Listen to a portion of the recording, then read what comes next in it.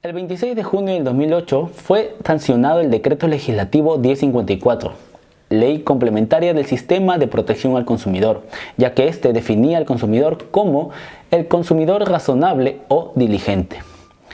Entonces, si un consumidor no cumplía con ciertos requisitos a la hora de obtener un producto, o mejor dicho, no era diligente, la Ley de Protección al Consumidor no podría protegerlo. Esto generó un gran debate sobre si dicho decreto era discriminatorio, ilegal e inconstitucional.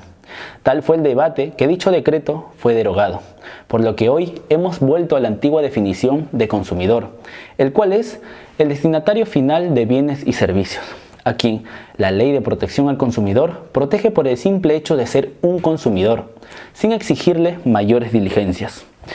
En ese sentido, es oportuno responder las siguientes preguntas.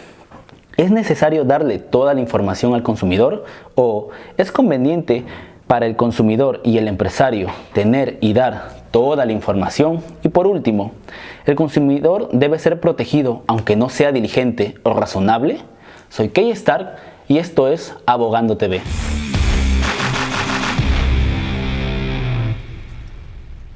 El artículo 65 de la Constitución Política del Perú defiende el interés del consumidor y para tal efecto garantiza el derecho a la información sobre los bienes y servicios que se encuentran a su disposición en el mercado. Asimismo, vela en particular por la salud y la seguridad de la población. Sin embargo, la Asociación Peruana de Consumidores y Usuarios, ASPEC, publicó una lista de aquellos alimentos que contienen organismos genéticamente modificados, mejor conocidos como transgénicos, los cuales no llevaban la información requerida, como por ejemplo, soya y avena Santa Catalina, salchicha Laibe, salchicha San Fernando, soya andina, leche de soya Laibe, entre otros, violando así el derecho a la información del consumidor, el cual está recogido en el artículo 37 del Código de Protección y Defensa al Consumidor, el cual nos dice que los alimentos que incorporen componentes genéticamente modificados deben indicarlo en sus etiquetas. Ahora bien, ¿es necesario que el consumidor tenga toda la información y ésta esté bien detallada? Según el jurista peruano Alfredo Bular, al consumidor no le interesa toda la información. El consumidor no desea toda la información, es decir, este solo requiere la información que le sea útil. Para esto, el consumidor utiliza un patrón psicológico demostrado llamado ignorancia racional, entendiendo que un consumidor ignora racionalmente cierta información, ya que obtener toda la información le acarrearía un costo. Por ejemplo, cuando un consumidor va a sacar un crédito bancario o un celular a pospago, nadie se lee las 40 o 50 hojas del contrato, sino solo las partes más importantes y el final.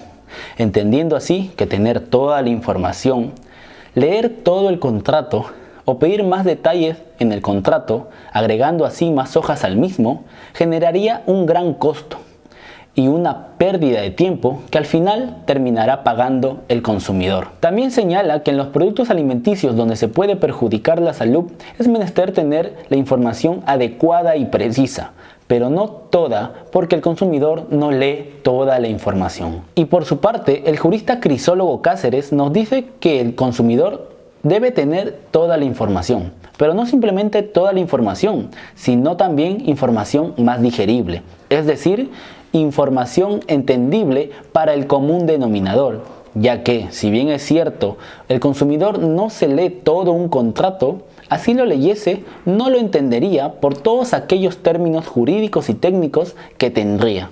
Por otra parte, en el caso de los productos alimenticios, no solo es menester tener toda la información, sino también esta debe contener información real, que no engañe al consumidor y que establezca el contenido real de cada producto según los parámetros y porcentajes de cada producto. Así, cuando el consumidor vaya a comprar un detergente que se vende como el mejor y el que lava más blanco, no solo sea por pura publicidad engañosa, sino que ésta debe establecer en su etiqueta los componentes que hace que lave más blanco que otros, con lo cual el consumidor no tenga que hacer un ejercicio de ensayo-error comprando uno y probando otros. Ya que, como pasó con la leche Pura Vida, que se vendía como leche evaporada y en realidad no lo era, entonces el consumidor, crédulo e ignorante de la verdad, compraba esa única marca porque era más barata, creyendo que era leche. Finalmente, para responder la última pregunta planteada, debemos remontarnos al 11 de septiembre de 1991, año en el que se aprobó la Ley de Protección al Consumidor, en la cual se acuñó una definición de consumidor, la cual fue: el consumidor es el destinatario final de bienes y servicios. Años después, el INDECOPI, a través de la vía jurisprudencial administrativa, creó el concepto de consumidor responsable, complementando así la definición de consumidor final. Es así entonces que años después, el Decreto Legislativo 1054, Ley Complementaria del Sistema de Protección al Consumidor, elevó esta definición a rango de ley. Ahora bien, ¿qué es un consumidor razonable? Pues un consumidor razonable es aquel que se informa y toma precauciones a la hora de comprar cualquier bien. Según los especialistas, el consumidor razonable no existe, ya que la gente no lee las etiquetas de los productos. Es más, no las entienden, así como también no entiende la terminología financiera y de seguros, los contratos de créditos hipotecarios, crediticios. No entienden el procedimiento de reclamación en materia de sanción, etc. Entonces, es así que se criticó mucho a esta definición, ya que según los especialistas es una definición discriminatoria, ilegal e inconstitucional, ya que si un consumidor no era razonable, estaba fuera de la protección jurídica de la ley, es decir, la ley no lo amparaba. Por ejemplo, si una señora de algún pueblo remoto que llegaba a Lima sacaba un préstamo y luego no entendía la terminología jurídica del contrato, esta estaba fuera de la protección de la ley, siendo así una ley discriminatoria.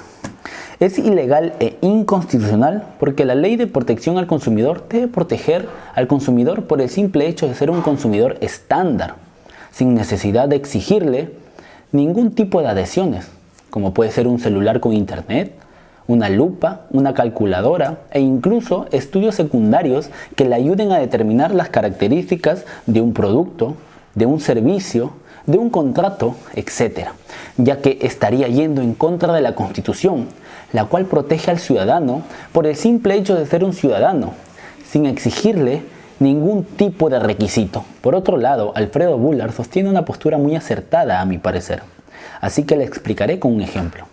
Si la ley quiere reducir los accidentes de tránsito, pero solo se preocupa porque los conductores conduzcan mejor, entonces los peatones cruzarán distraídos, por debajo del puente o faltando a las señalizaciones de tránsito, pan de todos los días. Por lo tanto, establecer una regla que diga que solo son responsables por los accidentes los conductores, esto generará peatones distraídos y nada precavidos. Así entonces aumentarán los accidentes de tránsito. Pero si creo una regla que diga que el conductor responderá por los daños que ocasione un peatón, salvo este no sea diligente, por consecuente, se crearán los incentivos recíprocos y adecuados para ambas partes, y no solo para uno.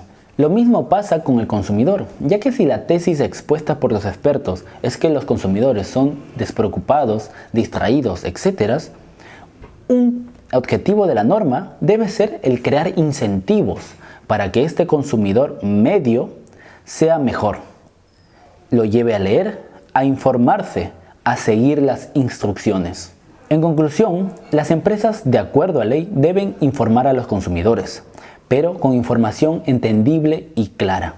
De lo contrario, estarían violándola, como lamentablemente se viene haciendo, ya que es un derecho. Sin embargo, no todos pueden ser derechos, también debe haber deberes, y uno es el ser poco a poco un mejor consumidor, y establecer también quién sí puede y no puede ser un consumidor razonable de acuerdo a sus características.